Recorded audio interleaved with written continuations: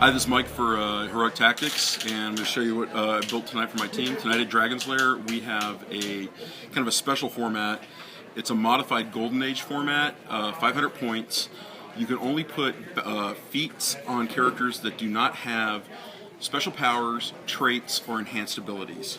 So basically, really kind of only the old stuff, or if you want to be a real kind of jerk about it, you can put it on the Fast Forces Superman, which has no traits and no special abilities, and he's 300 points of badass to begin with. So tonight, and you get to use BFCs, which are awesome. I miss BFCs a lot. So tonight I'm playing the Inhumans, and I'm playing a mix of older figures and newer figures. It's a 500-point game. So what I have is Carnac, who is just a beast of a close combat guy. He's got charge, 11 attack, exploit weakness. He's a long dial. He gets perplexed at the end of his dial. He's just awesome. And he's from Sinister, I think it is. And I mean, he holds up so well even today.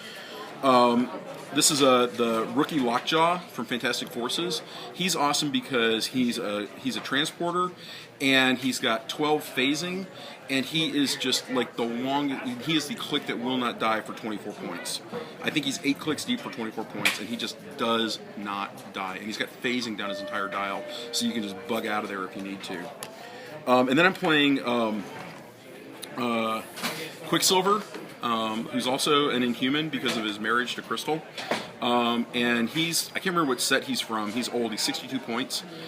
He's got 13 hypersonic, so he's really pretty good.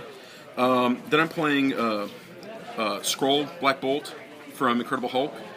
And he's got feats on him because he actually doesn't have any special powers or traits. And he's got Nova Blast, and he's got Not So Special. And Nova Blast is basically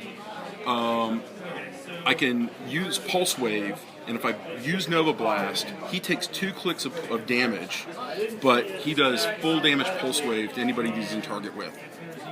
So, and he's rocking a 10 with running shot and 7 range. So you can really kind of crank him out there.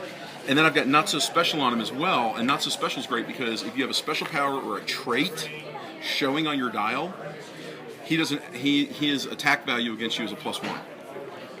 So I can throw him out there, and if somebody's playing, some of the newer clicks that have a special power or trait, he's got an 11 attack pulse wave against them, full damage pulse wave, and he's doing 4 on his top dial. So good stuff. And then I'm also playing Medusa from I think it's Galactic Guardians. And she's great because she's when she's adjacent to any character named Black Bolt, they both get a +1 on their attack. And so she's kind of a utility piece. She's a good tie-up piece, and she's got Incap, and she's got a 3 range, which I think is going to kind of surprise people because she's got a 3 range and she's got Sharpshooter. So, and she's got double arrow, so you can have a figure, an opponent's figure basing you, and then another one 2 squares away, and she can Incap both of them. So it's pretty nice. And then I'm playing Crystal, which is from Chaos War, and or Galactic Guardians. I can't remember which one of these are from, but I'm playing Crystal, and I've always wanted to play Crystal. Her old click just sucked. It was horrible. I mean, it was like, oh man, what a waste of points. This one is really interesting because it's got all kinds of crazy special powers. Like when she gets on her tornado power first up, she gets like an extra point of penetrating damage whenever she hits somebody and stuff like that. It's just all kinds of really weird, crazy interaction stuff, and I really like that, and I think she'll be a challenge to play. And on Crystal and on Medusa, I have Newer Fantastic Four ATA. Newer Fantastic Four ATA gives you a +1 when you attack somebody with Indom, Giant, or Colossal symbol. So I'm thinking there's probably going to be some Indom out here that I'm going to be able to get a plus on. So I don't know about Giant or Colossal, but Indom I feel pretty confident because there's so much Indom right now. And then because we're playing Battlefield Conditions, I love Battlefield Conditions. I'm playing 3 of my favorites. One is Thimblewinter, and Thimblewinter came out with Hammer of Thor. It's one that I don't think they actually made a card for it. You can only print and play. And Thimblewinter's great because if you have 2 action tokens on you, your defense is -1. So it's really kind of like, yeah, sure, you want to go ahead? Yeah, why not? You're indomitable. Go on. I'll take a 16 or 17 defense instead of that 18. Right on. And then Legendary Day is also from Hammer of Thor. And Legendary Day is all characters have willpower if they don't already. So if you're playing against a bunch of Indom and you've already burned your Fimbulwinter, everybody on the team gets Indom. And none of my guys have Indomitable. And actually, I don't think anybody on this team even has willpower. So those are going to come in very handy.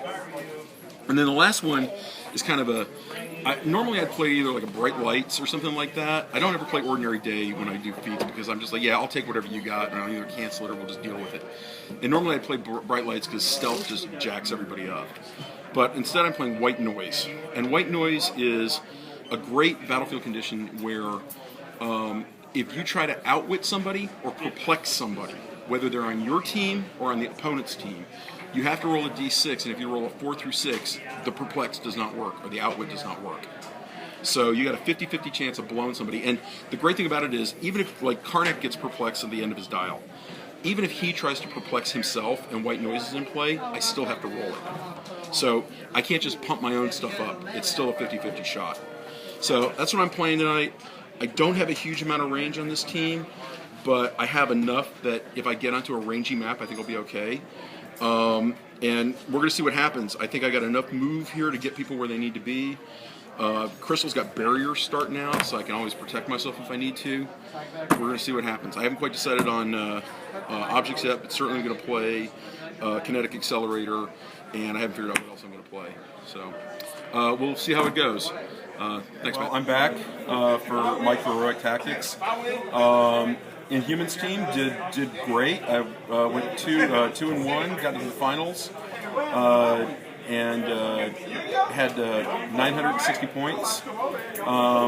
Played Eric Havoc Texas in the finals, and got my head caved in by the Trinity of Sin and Dr. Fate, Con exclusive. I did 1 point of poison damage against him, and that was it. It's a real bummer when Nova Blast does not work. But in the other two games that I played, wiped the table, cleared the table. Again, Black Bolt, Nova Blast. In the first game, I crit hitted on a Pulse Wave and did single target 5 points of damage on the Sentry. And then I did another Pulse Wave and took out Void after he'd switched over. Didn't lose anybody in that. In the second game, I lost Black Bolt, who whiffed on a Nova Blast, but Carnac and Crystal were just devastating in that game. Everybody underestimates Carnac. He's still an awesome character, even though he's from Sinister. He's long, he's vicious, he can take a punch and come back for more. It was a lot of fun. It's great to see the old figures could still hang around. That rookie Lockjaw just does not die, and he's a Team PC making machine. So it was a lot of fun. Thanks, Matt. I want to recommend this book. I happen to give this book to a friend of mine as a present. The Adventures of the Cavalier in Clay. It is an awesome book by Michael Chabon about the very beginnings of comic books. It's a fictional account of the golden age of comics, and it is rocking. Can't recommend this book enough. Anyway, this is Mike for Heroic Tactics. Thanks, Matt. Y'all take care. Peace out.